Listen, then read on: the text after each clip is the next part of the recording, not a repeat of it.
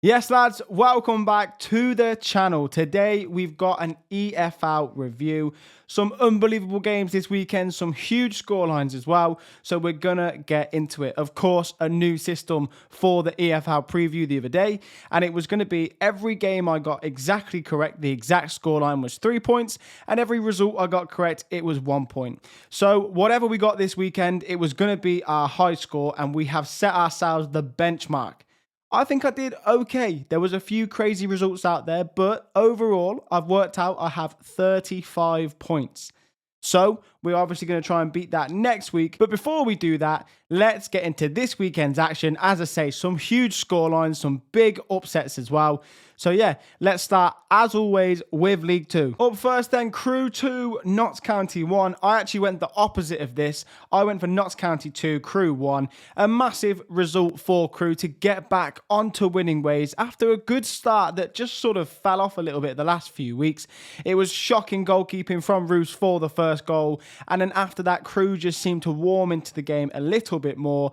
Obviously, of course, Notts County did come back, but it was all about that last minute penalty.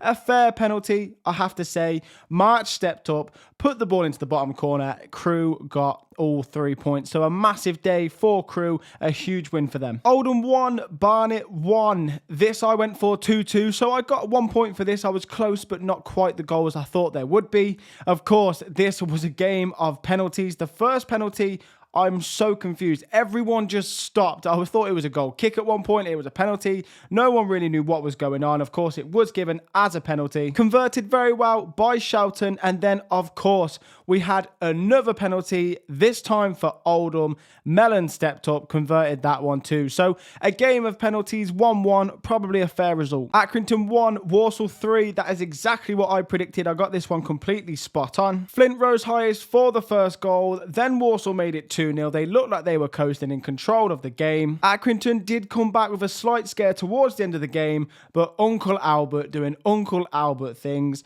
Obviously, one-on-one, heads it down in front of him. A lovely little dink over the keeper. It made it 3-1. It was game over, and another great celebration from Albert Adoma. My game of the week in the EFL preview for League 2, it was Bristol Rovers up against Salford. I went for 3-3. I thought there was going to be goals in this game. It was very nearly 2-2, but it did finish. Final score, Bristol Rovers 2, Salford 1. It was a lovely goal from Butcher for Salford to go 1-0 up. It was then replied very well with Harrison, who got on the end of a bit of a flicked on header and poked it in. Cavan has been so good for Bristol Rovers since coming in. He then made it 2-1. The Bristol Rovers fans, they told me he was the player to watch out for. He's gone on to get the winning goal. But then, of course, at the end of the game, a Salford penalty was given. We then saw a red card, a little scuffle between all the players. 97th minute, penalty for Salford. Luke Salford, who was my key player for Bristol Rovers, not one save, but a double save as well. Unbelievable. 97th minute, kept them out. Unreal goalkeeping from him. Bristol Rovers, all 3 points. Chesterfield 4, Newport 1. I had this one as Chesterfield 2, Newport 1. A Chesterfield side that have had a few iffy results the last few weeks or so, but certainly a good performance from them here. Chesterfield's first 2 goals, both scored by someone called Will. The first was Will Grigg, a classic Will Grigg goal. The second was Will Dixon, a very solid goal from him too. Newport, they did come back. It was a small bit of resistance. It meant nothing though, because then Darcy, a lovely chip finish from him before Markande managed to get his first goal since the start of the season for Chesterfield to take all 3 points, 4-1, a very convincing victory. Crawley 1, Barrow 2. I went for Crawley 2, Barrow 2, so very close on this one. Crawley just couldn't find that equalising goal. Barrow were cruising in this one, 2-0 up, courtesy of Gordon and Fletcher, but then Bajrami did get one back for Crawley. As I say, it wasn't enough for them to push on and get the equaliser. A very much needed 3 points for Barrow. Crawley, I thought they turned it round. Maybe they're finding themselves back now, losing games as they were at the start of the season. I went for Gillingham to extend their unbeaten streak, to take it that one game further. I thought it would be 3-0 to Gillingham, but Harrogate turned up with other plans. Harrogate 1, Gillingham 0, the final scoreline. Duke McKenna with a lovely goal, cuts inside and smashes it in. And I really thought at this point Gillingham were going to at least come back to get themselves a draw, continue continue the streak. At home, of course, we all know that, they'd lose at some point. I just didn't expect it to be at home losing 1-0. That was the outcome. Gillingham, the streak is over. Gareth Ainsworth, I think he spoke quite well at the end of the game. But as for Harrogate, a great away win. An away win against top of the league that I don't think anyone saw them doing before the game. Grimsby 7, bottom of the league, Cheltenham 1. This was an absolute pasting. Cheltenham, of course, actually started the game quite well. They went 1-0 up, and I was actually thinking, are they going to seem to get a result here?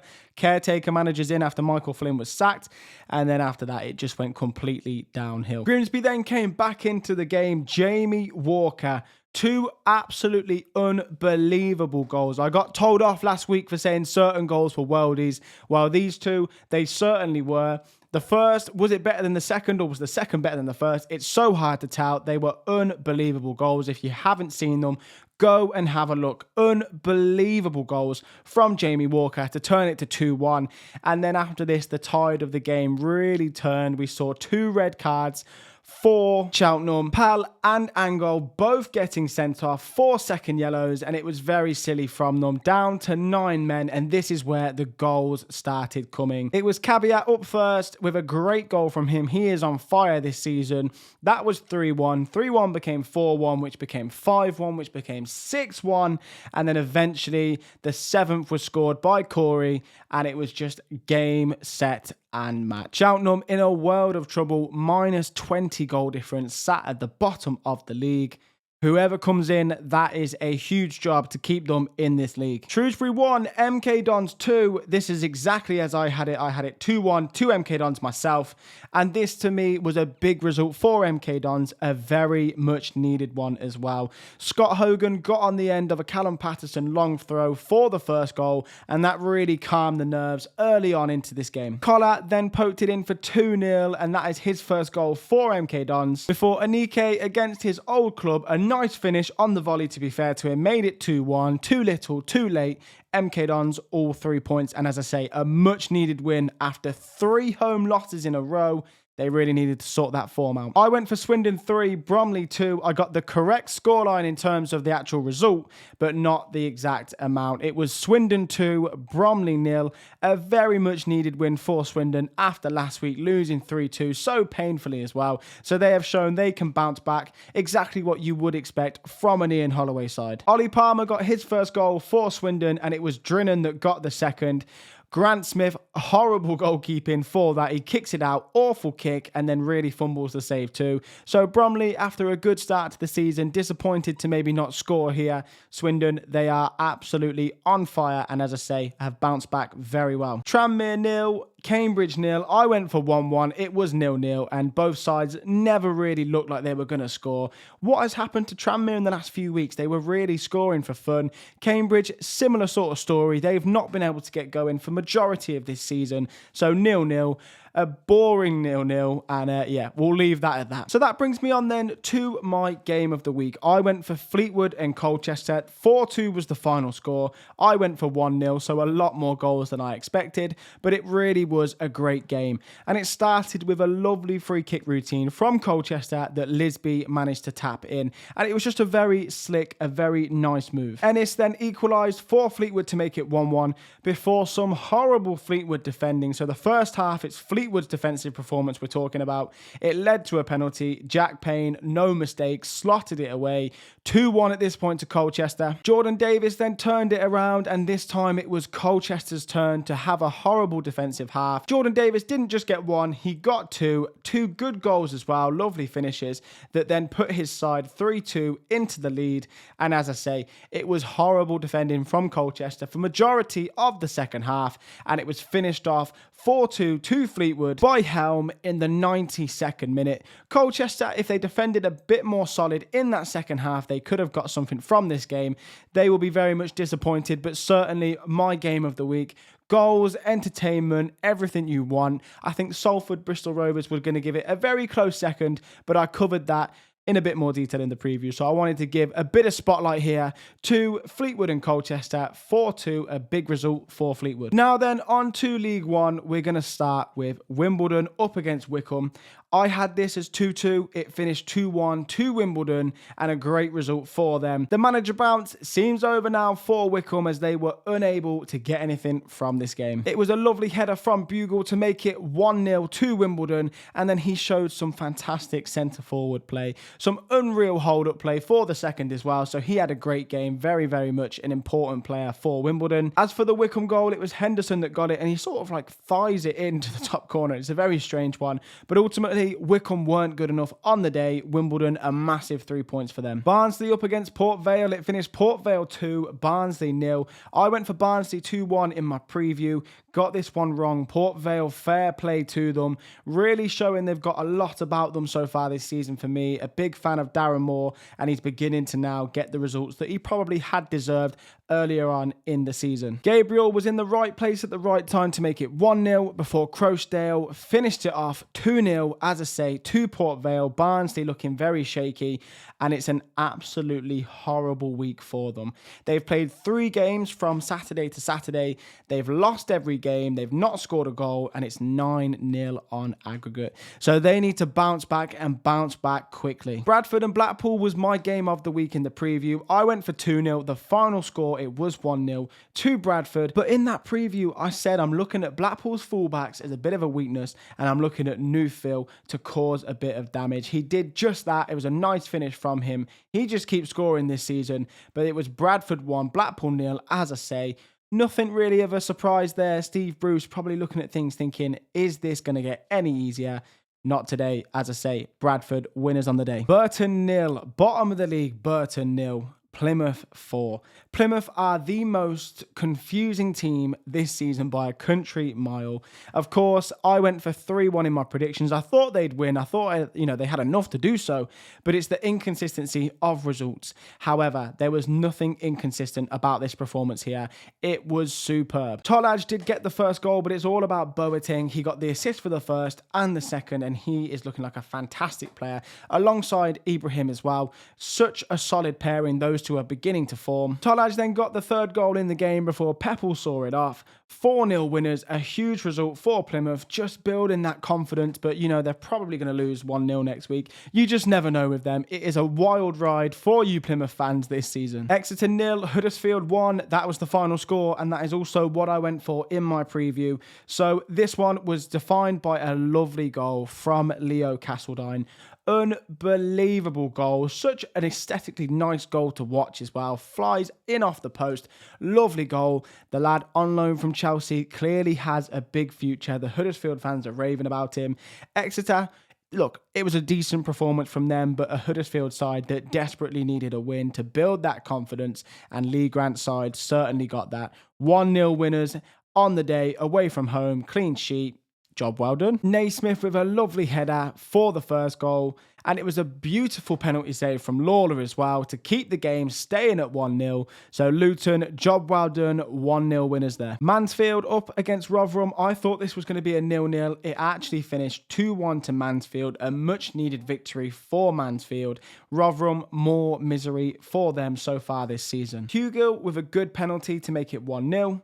Benson came close from a free kick, but it stayed at 1-0 before Roberts made it 1-1 with a lovely finish, and then it was finished off in the dying moments of the game by Dwyer, and the fans went mental. A huge win for Mansfield. As I say, they will be delighted with that. Northampton 2, Bolton 0, high-flying Bolton 0. A big result for Northampton. I thought this was going to go 2-1 to Bolton, but Kevin Nolan's side 2-0 winners on the day. And it started a Bolton chance. It was Burstow, the man in form, 4 goals in 6 games, 1-on-1 after a horrible back pass.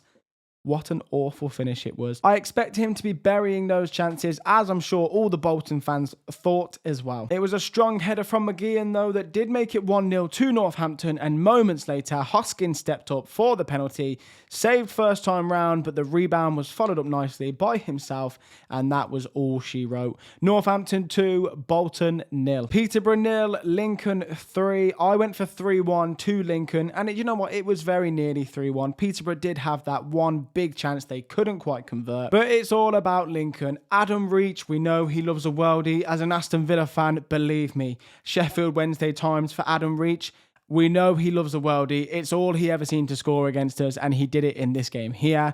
Jariqua then got the second before, on loan from Coventry City, Abiku finished it off.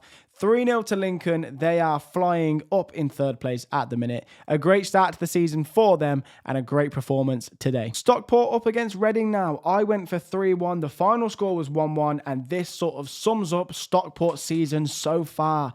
Disappointing, more dropped points you feel? I think that is the case. They weren't able to go and get that second goal after Kyle Wootton did put them ahead, and it just invited Reading back into the game. Jack Marriott got the goal. He's had a great start to life at Reading, a great signing for them. Reading, they need to improve, but they ground out a 1-1 draw here and a good point for them on the road.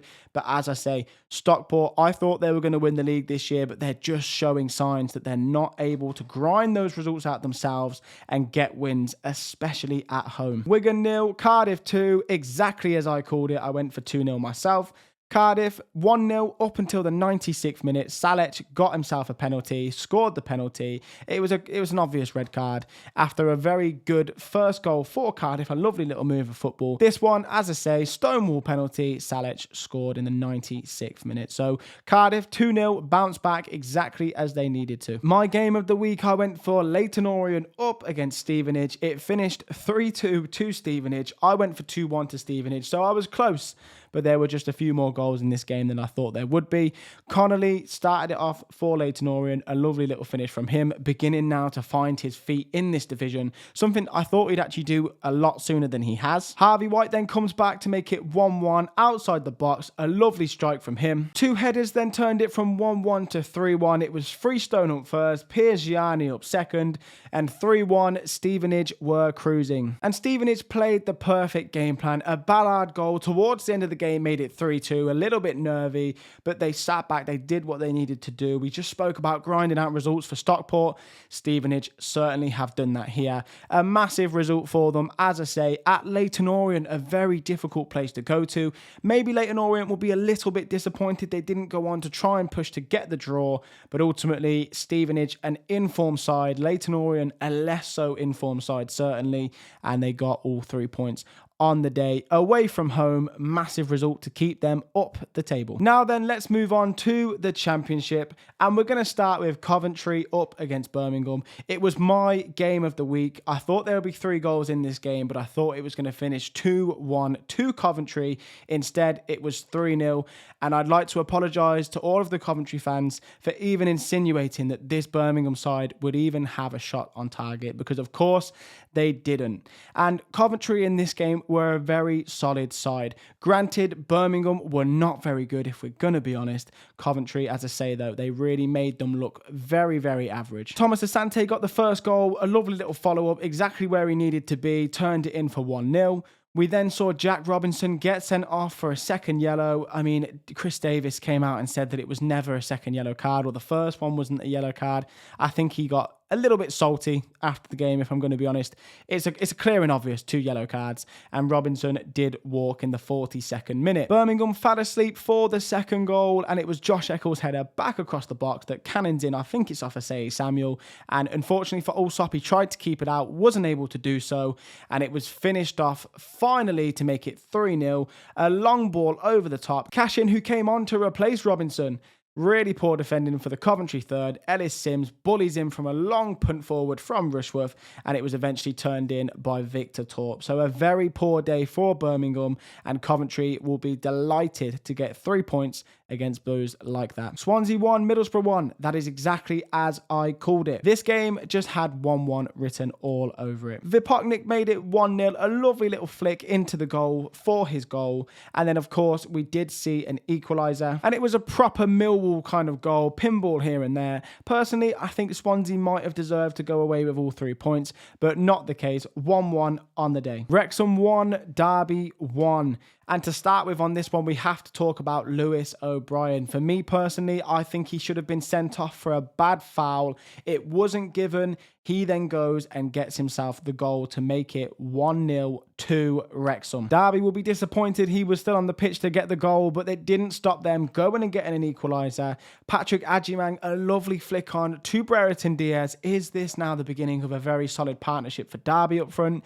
Brereton Diaz, lovely finish. Really, really smart finish into the top corner from a long way out as well. Almost like dinked it over the keeper as well. Lovely finish from him. So Derby won, Wrexham won, probably a fair result. I did go for 3-1 to Wrexham, but Derby turned up a resolute team, and that is why we saw this game finish 1-1. Charlton 3, Blackburn 0. I went for 1-0 to Charlton. I thought they'd be a little bit more of a tight team in terms of Blackburn. They weren't. Of course, they had such a frustrating time last time out. The game got abandoned due to the weather, and then, of course, the game's now having to be replayed in full against Ipswich, who were down to 10 men.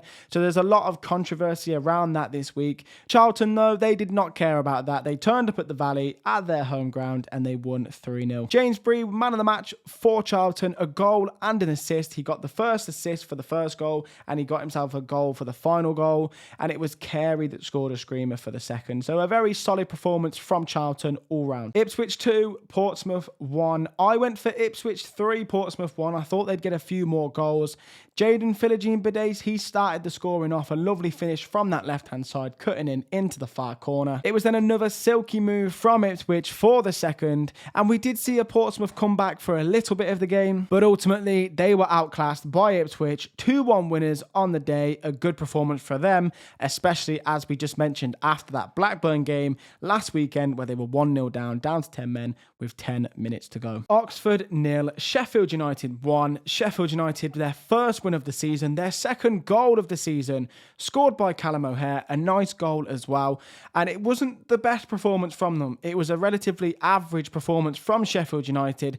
They will not care. As Chris Wilder said, the first is always the most difficult win to get when you're in this position like they are. Oxford disappointed not to score. They so could have scored. They hit the post. Not to be for them today, though. I went for 1-1. I did think Oxford were going to get that goal. Wasn't to be. And as I say, Sheffield United, what a win that is for them. Just to kickstart their season, something they needed so much. Preston 0, Bristol City 0. I went for 2-1 to Bristol City. And if I'd have known the form that Everson was in before this game, I would have said 0-0. Unbelievable goalkeeping performance from him. Topped off in the 95th minute with one of the best saves you will see all season long. Absolutely phenomenal. 0-0 the final score. And you know what? Bristol City probably deserved to win, but after Everson with that save at the end, screw it. 0-0, fair result. Decent point for both sides. Yeah, 0-0, a fair result. Sheffield Wednesday 1, QPR 1. I really thought Sheffield Wednesday were going to get turned over here, so I went for 4-1 to QPR. Got this one wrong, most certainly. Fair play to Sheffield Wednesday. Barry Bannon, a lovely free kick for their goal as well. He is so good from set pieces, and they will utilise that all season long. I thought it was quite a harsh penalty for them to concede as well, but Madsen stepped up to make it 1-1, and that is all that she wrote. 1-1, a fair result in my opinion. Southampton 1, Middlesbrough 1. I did go for 1-1 in this game. I got it absolutely spot on. Will still is desperate for 3 points, especially at home. Middlesbrough, the most informed team, top of the table before the game started. It was always going to be a tasty game. Have to mention it, Finn Azaz against his old club, a really bad miss. One that in a Middlesbrough shirt, I'm not going to lie, I think he puts away, which is crazy. But then Southampton did go and get themselves a goal. It was Tom Fellows on the right-hand side, crossed the ball in, a few nicks here and there. It fell to Adam Armstrong, a lovely finish from him to make it 1-0. Captain for the day as well. But Middlesbrough, of course, do what Middlesbrough do, and they came back to get the equaliser. So Middlesbrough still sitting top of the table after game week 7. Stoke 2, Norwich 2. That's what I went for. Didn't quite get there. Stoke 1, Norwich 1 was the final score.